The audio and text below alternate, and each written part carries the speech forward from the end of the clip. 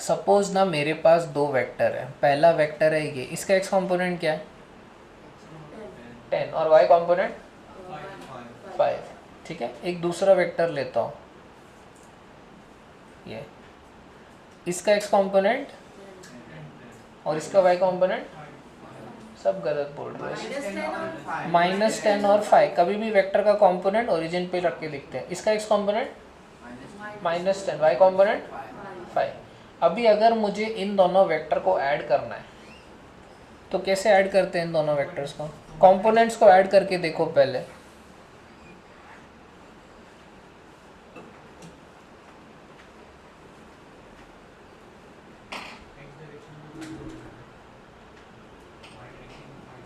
हाँ 10 हो जाएगा, परफेक्ट।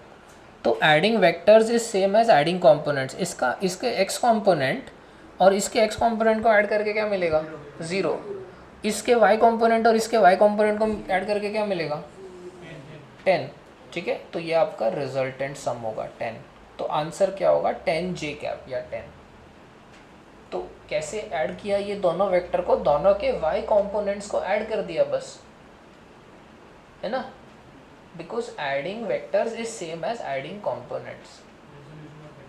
या यस करेक्ट। तो यहाँ पे आपने, जैसे मैं क्या बोलूँगा, ये वेक्टर को मैं कैसे लिख सकता हूँ 10 आई कैप प्लस 5 जे कैप। इसको क्या लिखूँगा -10 आई कैप प्लस 5 जे कैप। तो जब आप इन दोनों को ऐड करते हो 10 10 कैंसिल हो जाता है, क्या बचता है 5 j cap plus 5 j cap which is 10 j cap. So क्या अल्टीमेटली हम लोग क्या कर रहे हैं, एक्स और वाई कंपोनेंट्स को ऐड कर रहे हैं, ठीक है।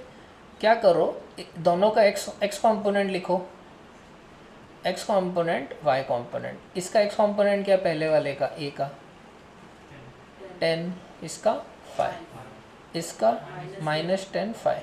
तो जो रिजल्टेंट सम होगा उसका एक्स कंपोनेंट क्या होगा 0 और 10। तो रिजल्टेंट वेक्टर को हम कैसे लिखेंगे 0 आई कैप प्लस 10 जे कैप। ये आपका सम है। ऐसे वेक्टर एडिशन होता है, ये बहुत एफिशिएंट तरीका है, दूसरा तरीका वेक्टर ऐड करने का। तो हम लोगों ने वही आइडिया यहाँ यूज़ किया। हमारे पास ये जो दो वेक्टर्स हैं, इनका ज्योमेट्री देख के ही हमें पता चल रहा है कि जो रिजल्टेंट होगा, देखो हमें क्या सॉल्व करना है, ये जो चार्ज है और ये जो चार्ज है, ये दोनों इस पे फोर्स लगा रहे हैं Q0 पे। इसका फोर्स कैसा है, ऐसा पुश, और Q0 पे ये वाले का आ रहा है पुश। अब आपको ये दोनों वेक्टर को ऐड करना आना चाहिए। ये दो वेक्टर को देख के ही आपको समझ में आ रहा है सिमेट्री से कि इनका एक्स कंपोनेंट कैंसिल हो जाएगा। तो आपको बस वाई कंपोनेंट्स को ऐड करना है। इसका वाई कंपोनेंट क्या हुआ एफ कॉस थीटा, इसका एफ कॉस थीटा। तो 2f cos theta is the vector sum. Okay, अब आपको ना इन सबको y के टर्म्स में लिखना है, y। सो f क्या हो जाता है, f इज k, f क्या हो जाता है k Q0 by R square. q इसका चार्ज, Q0 इसका charge, r is the distance between them, Coulomb's law. f की वैल्यू है ये। कॉस थीटा को देखते हैं, कॉस थीटा क्या हो गया y बाय आर, है ना। सो 2f कॉस थीटा को दूसरी तरह से लिखा है ऐसे, 2f cos theta y by R. Okay, फिर इसको मल्टीप्लाई करके ऐसा हो जाएगा 2k Q0 y by R cube. Okay, अब r को देखते हैं। r पाइथागोरस थ्योरम से क्या हो जाएगा under root y square plus a square, ये a डिस्टेंस है।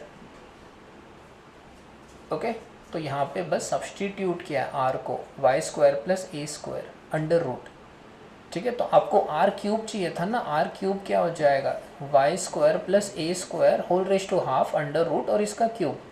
सो ये 3/2 हो जाएगा जो यहाँ आप देख रहे हो इस तरह से। So this is the force in terms of y only. अब जो नेक्स्ट स्टेप है वो है कौन से वाई के लिए ये फंक्शन मैक्स होता है, वो कैसे निकालते हैं, डेरिवेटिव 0 करके।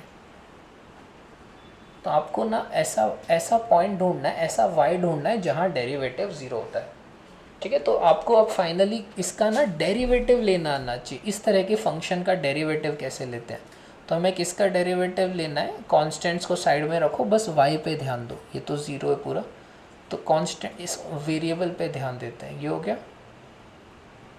आपको क्या करना है, इसको ज़ीरो से इक्वेट करना है, ये इक्वेशन को सॉल्व करना है।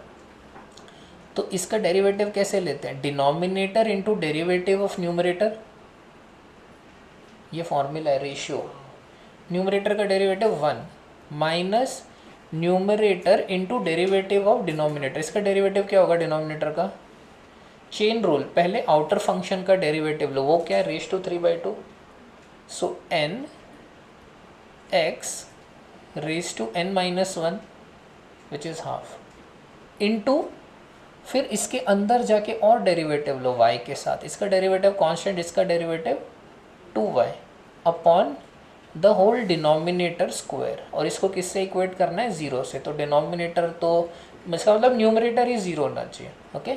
इसका मतलब a square plus y square whole raise to 3/2, numerator is zero, तो इसको अपन इक्वेट कर दे इससे, ये क्या हो जाएगा 3y स्क्वायर, 2 कैंसिल यहाँ से, into a square plus y square whole raise to half, ये हो गया। इसको इधर लेके गया, अब इसको सॉल्व करना है बस, ये a square plus y square यहाँ से कैंसिल करो, क्या हो जाएगा a square plus y square is 3y square, इसका मतलब 2y square is a square, इसका मतलब y इज़ a/√2 प्लस और माइनस, ये आपका आंसर है